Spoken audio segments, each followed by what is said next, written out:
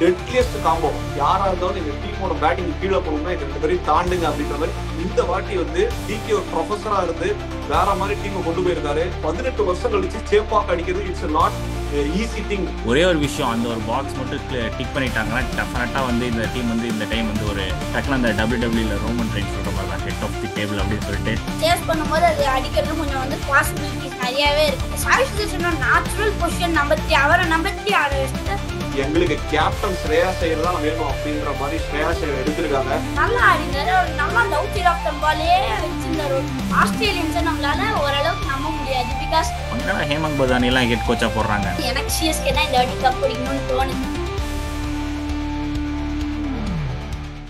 Hello my cricket buddies, welcome to journey with Sabareesh. ரொம்ப நாள் கழிச்சு உங்களோட பேசுறதுக்கு ஜாயின் பண்ணிருக்கேன் அப்படின்னு நினைக்கும் போது ரொம்ப ரொம்ப சந்தோஷமா இருக்கு.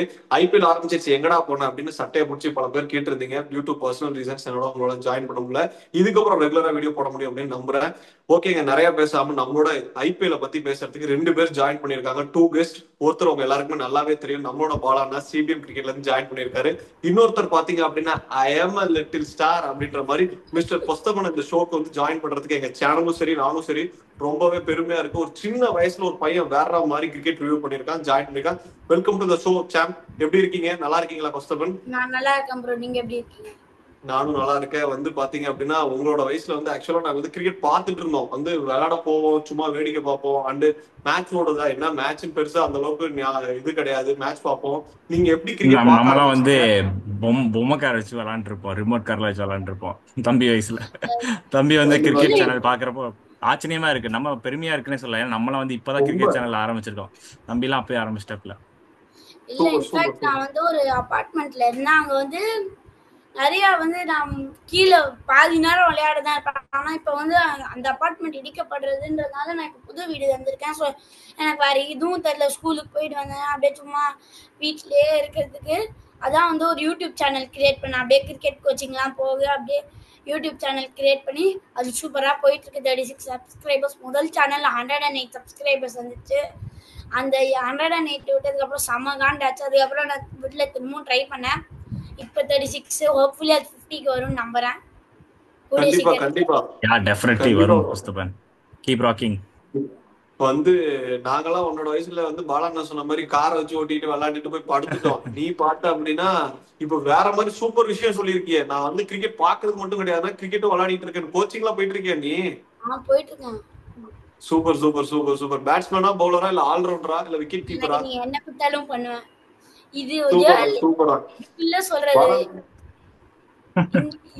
இது வந்து ஏதோ வந்து உனக்கு என்ன பேட் வேணும் அந்த மாதிரி பொருள் இல்ல, டக்குன்னு சொல்றதுக்கு. இது வந்து உங்களுடைய கரியர், இது அந்த மாதிரி, அது லாங் டைம் இதுன்றதுனால என்ன கொடுக்குறாங்களோ இப்போதைக்கு அந்த ஆடணும், அவ்வளவுதான். அதான் மைண்ட்.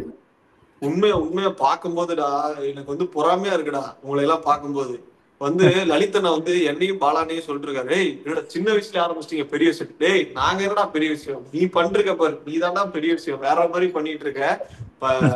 உண்மையாலுமே சொல்லணும், இப்ப வந்து சொன்ன பாத்தியா என்ன கிடைச்சாலும் பண்ணணும். உண்மையா அதே மாதிரி அண்டு உங்களோட பேரண்ட்ஸுக்கும் நான் வந்து ஹேண்ட்ஸ் ஆஃப் கொடுக்குறேன்டா. இந்த சின்ன வயசுல உங்களோட சேனலை ரன் பண்றதுக்கு அவங்க சப்போர்ட் பண்ண. கண்டிப்பா வீட்டோட சப்போர்ட் நீ இவ்வளவு தூரம் பண்ண முடியாது. அகாடமி வைஸும் சரி, சேனல் வைஸும் சரி, நீ எக்காரணத்தை கொண்டு விட்டுறாத. வேற மாதிரி பண்ணிட்டு இருக்க, இதை அப்படியே கண்டினியூ பண்ணு. பையன் இந்த வயசுல இப்படி பண்றவங்கிறப்ப பார்க்கவே வந்து சும்மா பெருமையா இருக்குன்னே சொல்லலாம். சூப்பரா பண்ணிட்டு இருக்காப்ல. உண்மையா அவனோட நீ வந்து சச்சின் டெண்டுல்கரை பத்தி பேசியிருந்த தெரியுமா? சச்சின் டெண்டுல்கரோட பர்த்டே அன்னைக்கு நான் வந்து அந்த வீடியோ கீழே வந்து பார்த்துட்டு உனக்கு கமெண்ட் பண்ணிருந்தேன், கண்டிப்பா நம்ம கொஸ்தப்பனோட கொலாப் பண்ண முடியும்ட்டு. ஹோப்ஃபுல்லி அது வந்து இன்னைக்கு நடந்துருச்சு. ஓகே கைஸ், நீங்க பாத்துட்டு இருக்க நினைப்பீங்க என்னடா இதே பேசிட்டு இருக்காங்க அப்படின்ட்டு. ஏன்னா உங்களுக்கும் கொஸ்தப்பன் தான் யாருன்னு தெரியணும் அப்படின்றதுக்கு தான் வந்து நம்ம ஃபர்ஸ்ட் இதை பத்தி பேசியிருந்தோம். இதுக்கப்புறம் நம்மளோட ஐபிஎல் திருவிழா ஃபேண்டாஸ்டிக்கா போயிட்டு இருக்கு. இந்த மேட்சை பத்தி தான் வந்து கொஸ்தப்பன் அண்ட் பாலாண்ணா நாங்க 3 பேரும் பேச போறோம். இந்த வீடியோவை ஸ்கிப் பண்ணாம நீங்க ஃபுல்லா பார்க்கலாம். கொஸ்தப்பனோட அவரோட பாயிண்ட்ஸ் சொல்ல போறாரு, பாலாண்ணா அவரோட பாயிண்ட்ஸ் சொல்ல போறாரு, நானும் சொல்ல போறேன். வீடியோக்குள்ள நம்ம போயிடலாம். ஃபர்ஸ்ட் ஃபைட்டிங்ஸை பத்தி தான் பார்க்க போறோம். ஃபர்ஸ்ட் வந்து ராயல் சேலஞ்சர்ஸ் பெங்களூர். அது மாதிரி வந்து செம்ம சேலஞ்சிங்கா இருக்காங்க, எல்லா டீம்ஸ்க்கும் டாப் ஆஃப் த டேபிள்ல இருக்காங்க. அவங்களோட ஸ்ட்ரென்த் என்னவோ அதை ப்ரூவ் பண்ணிருக்காங்க. சூப்பர் பிக்ஸ் அப்படின்னு பாத்தீங்கன்னா ஓப்பனிங்ல சால்ட் அண்ட் விராட் கோலி.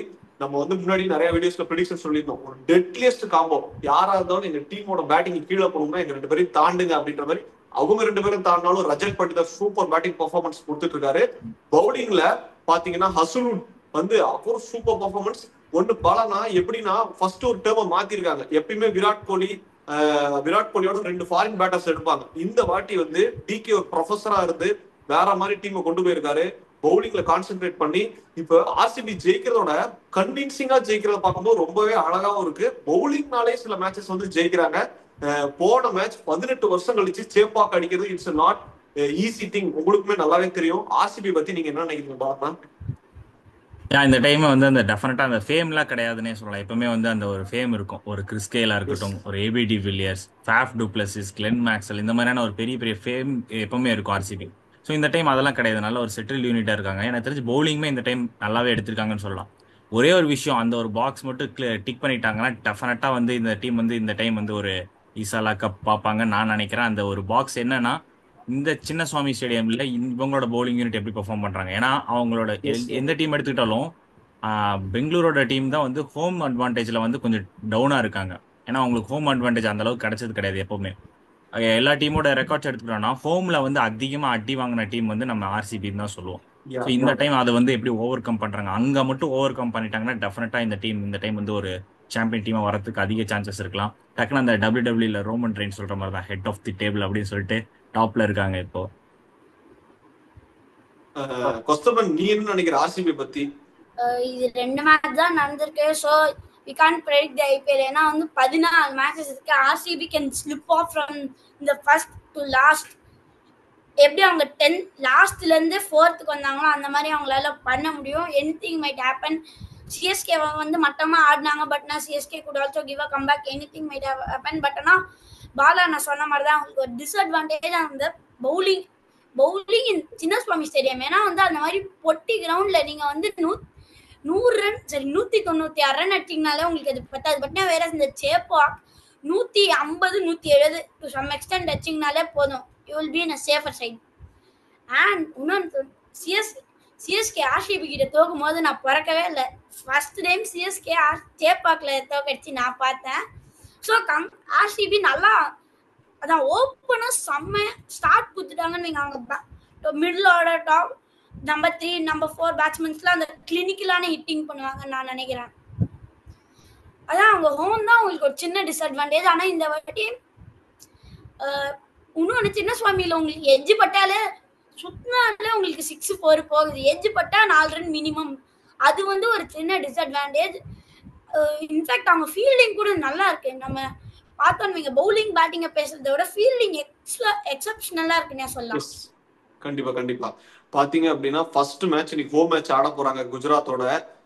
வந்து முதல் தோல்வி இருக்குமா, இல்ல வந்து இந்த டெம்போ அப்படியே கொண்டு போவாங்களா, ஹேட்ரிக் வின் கிடைக்குமா? நீங்க என்ன நினைக்கிற கொஸ்தபன்? சின்ன சுவாமியில வந்து டாஸ் டசன்ட் மேட்டர். ஏன்னா வந்து நீங்க 250 அடிச்சாலும் ஒண்ணுதான், சேஸ் பண்ணும்போது அது அடிக்கிறது கொஞ்சம் வந்து பாசிபிலிட்டிஸ் நிறையவே இருக்கு. So anything might happen. ஆனா ஐ பர்சனலி திங்க் ஆர்சிபி இந்த கேம் ஜெயிப்பாங்கன்னு நான் பர்சனலி நினைக்கிறேன். பிகாஸ் அவங்களுக்கு ஒரு சின்ன லைட்டா வந்து 51% நான் கொடுக்குறேன். பிகாஸ் வந்து என்னதான் நம்ம சொன்னாலும் குஜராத் டைட்டன்ஸோட பேட்டிங் லைனப் செமையா இருக்கு. ஜாஸ் பட்லர் அப்படி இருக்காங்க. அண்ட் இன்னொன்று ஜிடி பேசாம சாய் சுதர்ஷனோட நேச்சுரல் பொசிஷன் நம்பர் 3, அவரை நம்பர் 3 ஆட வச்சுட்டு நம்ம ஜாஸ் பட்லரும் நம்மளுடைய சுப்மன் கில்லும் ஓபன் பண்ணலாம் நான் பர்சனலி நினைக்கிறேன். கண்டிப்பா பாலனா, இப்ப பாத்தீங்க அப்படின்னா ஆர்சிபியோட டாப் ஆர்டர் நமக்கு வந்து தெரியும். Top order versus top order battle மாதிரி தான் இருக்கு. ஏன் அப்படின்னா விராட் கோலி, சால்ட், ரஜத் பட்டிதார். அங்க பாத்தீங்க அப்படின்னா சாய் சுதர்ஷன், கில், பட்லர். நீங்க வந்து கொஸ்தபன் ஒரு சூப்பர் பாயிண்ட் சொன்னா, எனக்குமே பட்லர் ஒரு 1 டவுன் வரத்துக்கு பட்லர் ஒரு ஓப்பனிங் வந்துட்டு சாய் வந்து கீழே வரலாமா? ஆனா இன்னொரு விஷயம் நம்ம மறந்துடக்கூடாது, போன சீசன் சாய் வந்து 500 ரன்ஸ் அடிச்சிருக்காரு ஓப்பனிங் வந்துட்டு. நீங்க இதை மாத்துவீங்களா? எப்படியோ அந்த டெம்ப்ளேட் நம்ம மாத்த போறதில்ல. இந்த டெம்ப்ளேட்டை பத்தி நீங்க என்ன நினைக்கிறீங்க கொஸ்தபன் சொன்ன பாயிண்ட வச்சு? அண்டு குஜராத் இந்த மேட்சை ஜெயிக்க போறாங்களா, இல்ல பெங்களூர் வந்து ஹேட்ரிக் வின்னா? உங்களோட பாயிண்ட் ஆஃப் வியூனா? இல்ல, கொஸ்தபன் சொன்ன மாதிரி வந்து ஜாஸ் பட்லர் வந்து ஓப்பனிங் வரலாம், அது ரைட்டு தான். பட் ஆனா இப்போ லாஸ்ட் மேட்ச் வந்து போட்டிருந்தாங்க, கில்லோட பார்ட்னர்ஷிப் அண்ட் சாய் சுதர்ஷன் பார்ட்னர்ஷிப்பே வந்து ஓப்பனிங்லேயே 1000 ரன்ஸ் அதுக்குள்ளே அடிச்சிட்டாங்க.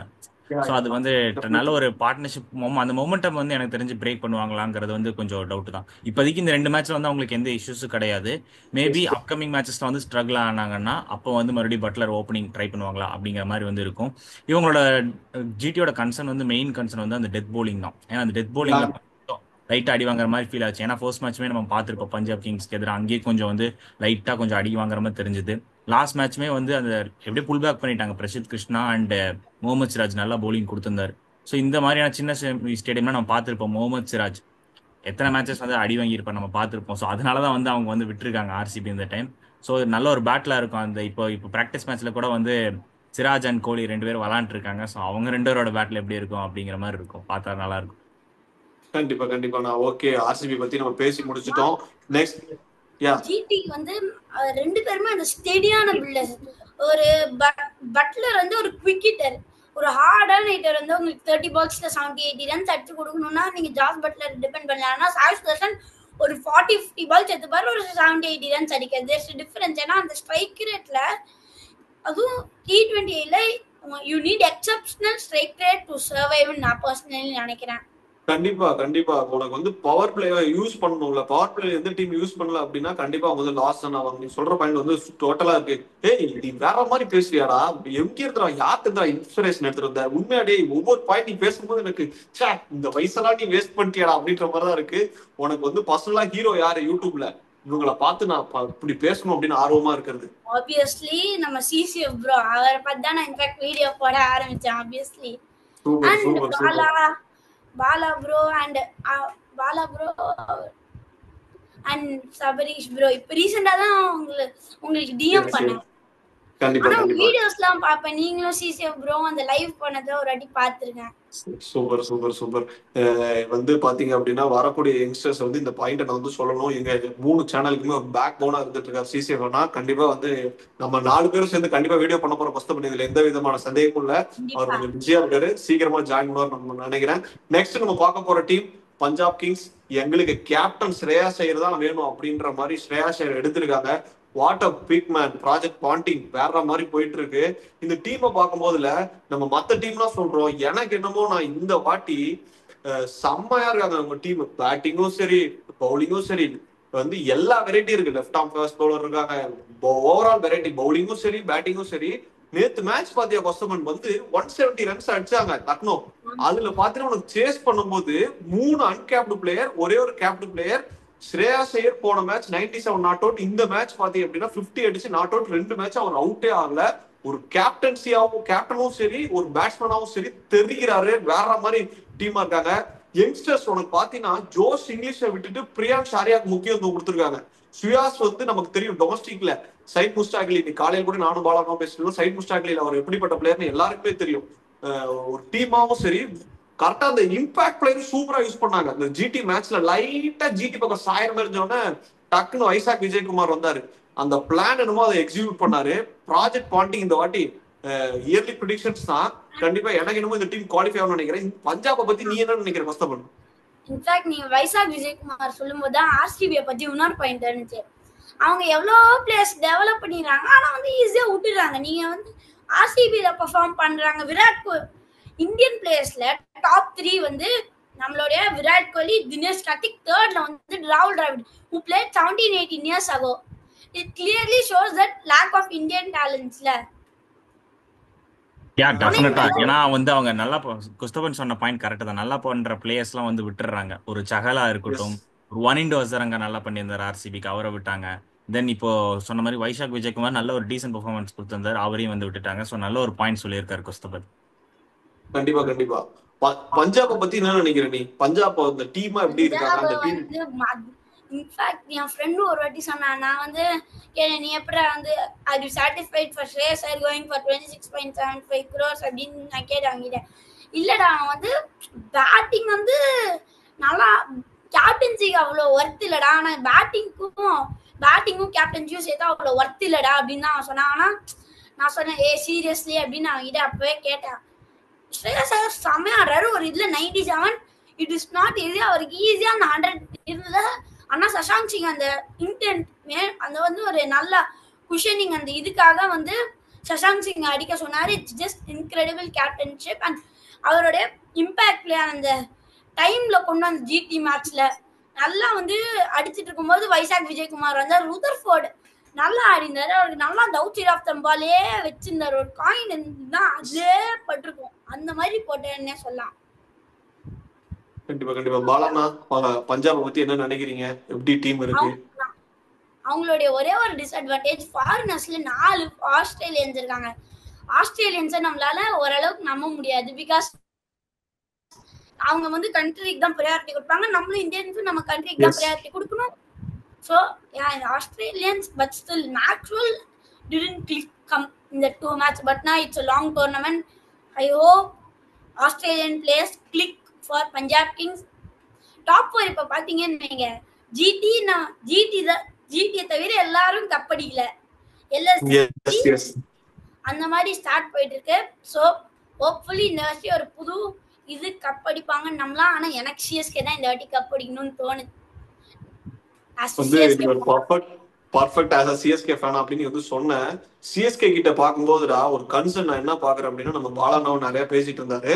இப்ப கண்டிப்பா பாலாண்ணா கிட்ட வந்து நான் அந்த பஞ்சாப் டீமை பத்தி கேட்டுட்டு நம்ம சிஎஸ்கே டீமை பத்தி அட்ரஸ் பண்ணுவோம். கண்டிப்பா பாலாண்ணா, பஞ்சாப் வந்து எந்த மாதிரி இருக்கு, நீங்க என்ன நினைக்கிறீங்க? ப்ராஜெக்ட் பாண்டிங் இந்த வாட்டி அடிச்சிருவாங்களா? நீங்க அந்த டீமை பத்தி எப்படி இருக்கீங்க? கரெக்டா நீ சொன்ன மாதிரி வந்து என்னன்னா, 2 பாயிண்ட் வந்து கரெக்டா 2 மேட்ச்மே வந்து ஒவ்வொரு பிளேயர் இம்பாக்ட் பிளேயர் எடுத்து வந்தாங்க. ஃபர்ஸ்ட் மேட்ச் வந்து வைசாக் விஜயகுமார் இம்பாக்ட் பிளேயரா வந்தாரு. ஸோ அது வந்து கிளிக் ஆச்சு. லாஸ்ட் மேட்ச் வந்து நேஹல் வதேரா வந்தார் இம்பாக்ட் பிளேயரா. ஸோ அதுவும் வந்து கிளிக் ஆச்சு. ஸோ 2 இம்பாக்ட் பிளேயர் அது மேட்சுக்கு ஏத்த மாதிரி வந்து எடுத்துட்டு வந்தாங்க. ஸோ அது வந்து கிளிக் ஆச்சு. தென் என்னன்னா லாஸ்ட் இப்போ கொஸ்தபன் சொல்லியிருந்தாரு, லாஸ்ட் மேட்ச் வந்து வைசாக் விஜயகுமார் வந்து அந்த வைட் ஆஃப் லென்த்லேயே வந்து போட்டு ஷெஃபின் ரூதர்ஃபோர்டுக்கு வந்து ஸ்ட்ரகிள் கொடுத்தாரு. ஸோ அவரே டிராப் பண்ணிட்டு இந்த டைம் வந்து லாக்கி ஃபெர்கூசன் வந்து எடுத்துட்டு வந்தாங்க. ஏன்னா இந்த மாதிரியான பிச்சில் நாங்கள் வந்து பேஸ் அண்ட் போன்ஸோட தான் போவோம் அப்படின்னு சொல்லிட்டு அவரே எடுத்துட்டு வந்தாங்க. அவரும் கிளிக் பண்ணாரு.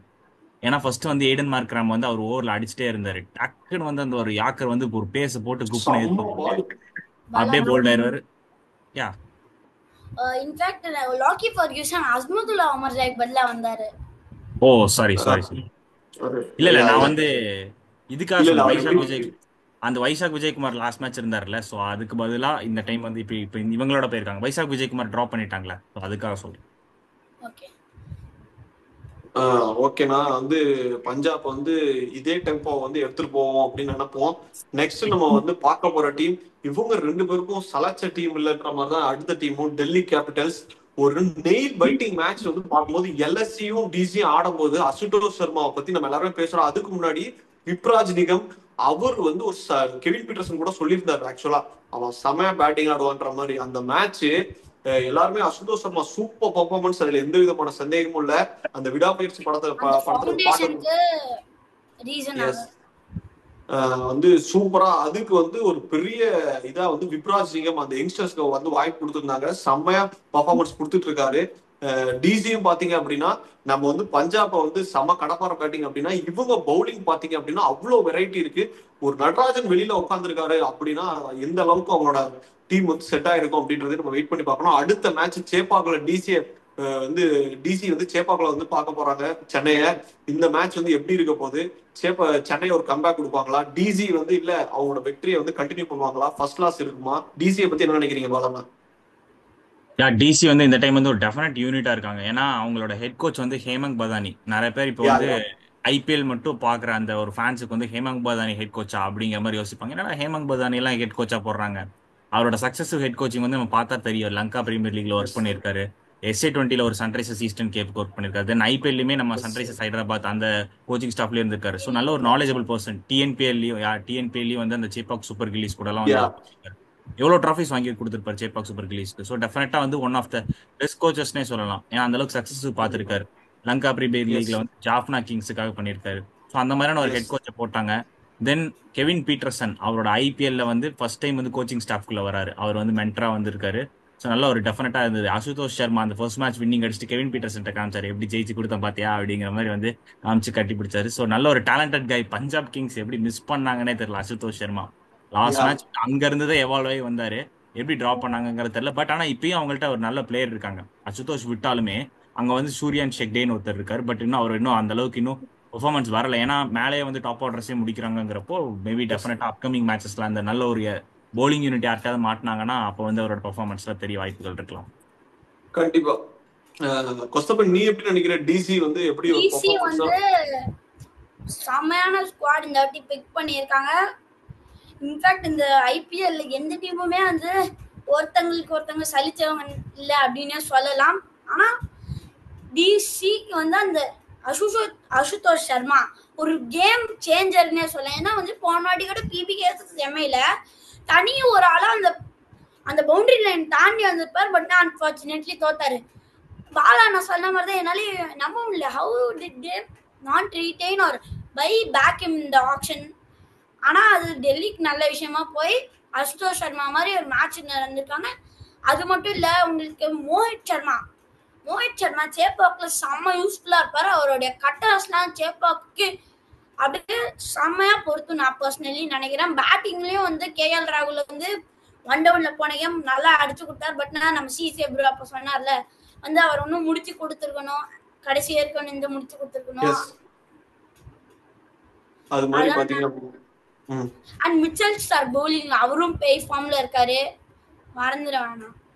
கண்டிப்பா வந்து நம்ம வந்து இப்ப 3 டீமை பத்தி பேசிட்டோம். டிசி வந்து கண்டிப்பா அந்த மேட்சஸ் வந்து எப்படி இருக்க போறோம்னு நீ வந்து சிஎஸ்கேவோட பாயிண்ட் வந்து எடுத்துட்டு வந்துருந்த. இப்போ சிஎஸ்கேக்கு ஒரு பெரிய கன்சர்னா இருக்கிறது என்ன அப்படின்னா